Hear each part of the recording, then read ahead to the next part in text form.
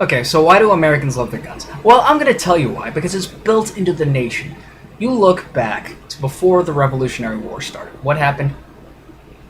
I believe it was 1775 when this happened that the British banned importation of firearms. Please, somebody in the comments below, correct me, because I know there's going to be a pro-gunner who's going to see this video. Now, a year later, the British tried to take away the firearms because they feared rebellion happening, and that's really when the rebellion happened, when they tried to take away the firearm, because back then, the firearm, the gun, was the thing that kept the person alive. If you didn't hunt and you didn't fish, you didn't eat. And there's a lot of predators, and the nation was untamed, very, very untamed. You walk out past your cities, or just along the way, you might get attacked by the Indians, or some stray animals, or bandits, highwaymen, that sort of thing. And guess what? The police, the response time then was a hell of a lot worse than it is now. And the response time now is about 20 minutes. So the thought process is, well, why do people own guns? There are hunters, there are fishers, there are target shooters. But the mass majority of people who buy guns in this nation buy it because they want to be able to defend themselves.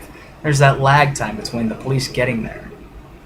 Police, the Supreme Court does not say that the police have to protect you. They do not have to. Usually they're there to clean up the body. You see too many police acting cowardly these days. When something really big goes down, they don't do a damn thing. So, while you wait for the police, you shoot the fuckers who are trying to victimize you, trying to rob your house. A lot of these liberals, they have this thought process that the guns, that the gangbangers with the guns that are trying to rob you, that they're this scared, poor individual that just got really desperate.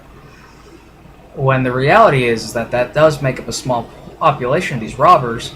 There is a larger population that does it because they find that shit to be wonderful, because you got this wonderful culture of music that tells you that robbing people, raping people is a wonderful thing.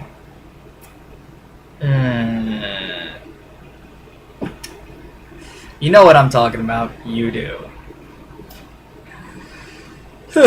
And you don't expect that to have any kind of effect on somebody's mind, making them slightly mentally ill when they, even worse if they actually grow up in those type of environments? Think about that for a moment. Think about that. So, Americans who are in love with their guns, they love them for a reason. It's how the country was founded.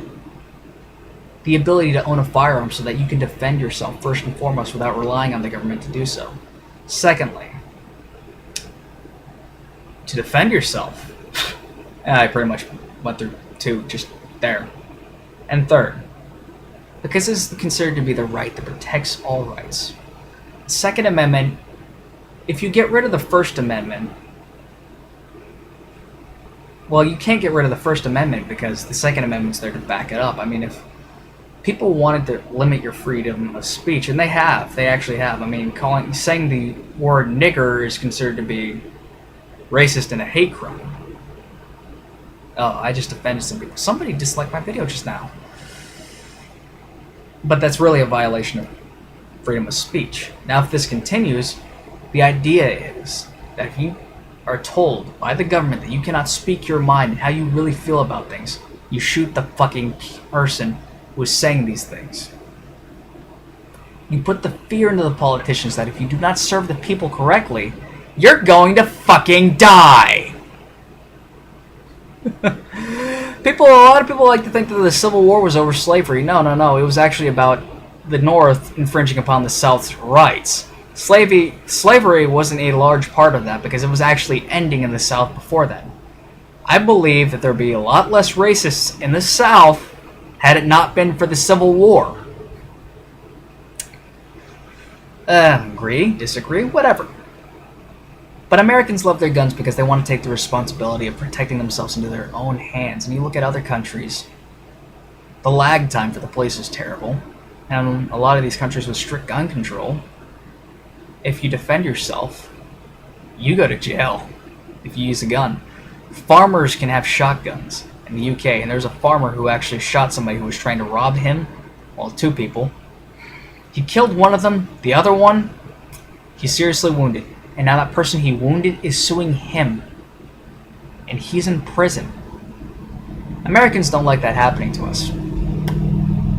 They want to compare us to other countries. Oh, but look at their gun deaths. Look at their gun deaths.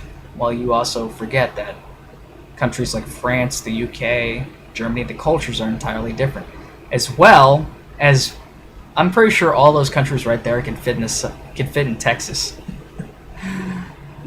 I'm pretty sure if Germany went to war with just Texas and Texas alone, Texas would beat the shit out of them. Relentlessly. Now, that being said, I want to know what you guys think. I want to know what you think. Comment below. Tell me what you think. If you like the video, subscribe. If you dislike the video, dislike. I want to know what you think. Comment, please. Anyways, the First and Second Amendment are the two amendments that will never be outdated no matter what. No matter what you say. The two most important ones there. 1 and 2 for a reason. That being said, think about these things. Have a nice day.